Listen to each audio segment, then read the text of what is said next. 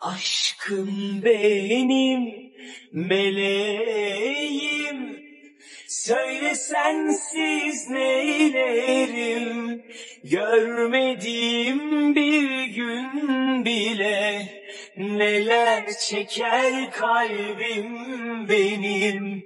Sevinçle her zaman birlikte ellerimiz tarihlere kazınacak bu ebedi sevgimiz.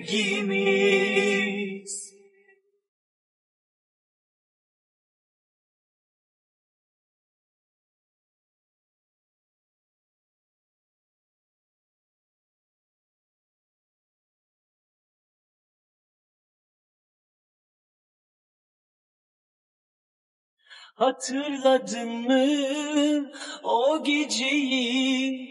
Ay bize bakıp gülümsüyordu. Gökyüzü tüm yıldızlarını bize hediye.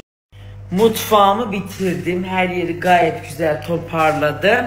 Şimdi Kayre'nin muhteşem peelingi efendim. Ele ovuyorsunuz, pıtır pıtır. Fondötenimi falan yıkadım. Sonra peelingle de üstünden geçtim. Çünkü ister istemez gözeneklerim yağlandığı zaman biliyorsun burun kenarlarına çok birikiyorlar. Onları ovaladım. Yüzümü güzel temizledim. Şimdi de toniğimi süreceğim. Ondan sonra Nestle'ye gidiyorum. Çay koymuşlar. Oh, bu merdivenlerden bir toz çıktı. Az daha kafayı yiyordum. Şöyle vurmamla sanki 1,5 aydır ben ev silmiyorum. Bakın gıybetin odak noktası. Sohbet diyor. Sohbet diyoruz. Kameranın ışığına ne olmuş?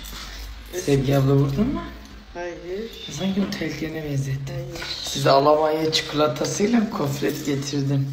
Bakayım şuna. Şu var ya bak. Hindistan'dan almıştım bunu.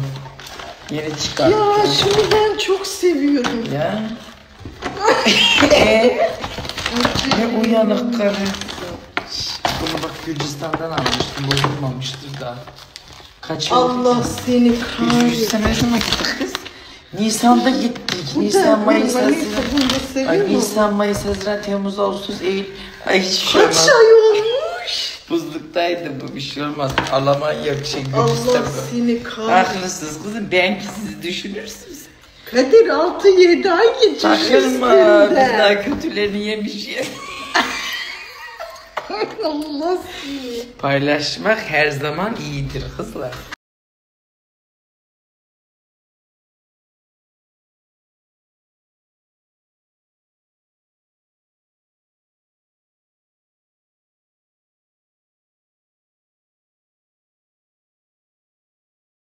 Ay ben burada yokken bana çok güzel hediyeler gelmiş. Sevgili Egos, teşekkür ediyorum. Valla kılıfları da çok güzel, çok şık.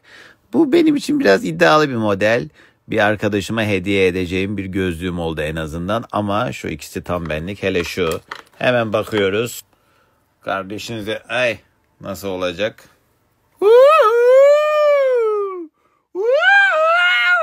Şuna da bakayım. Vallahi güzelmiş ha.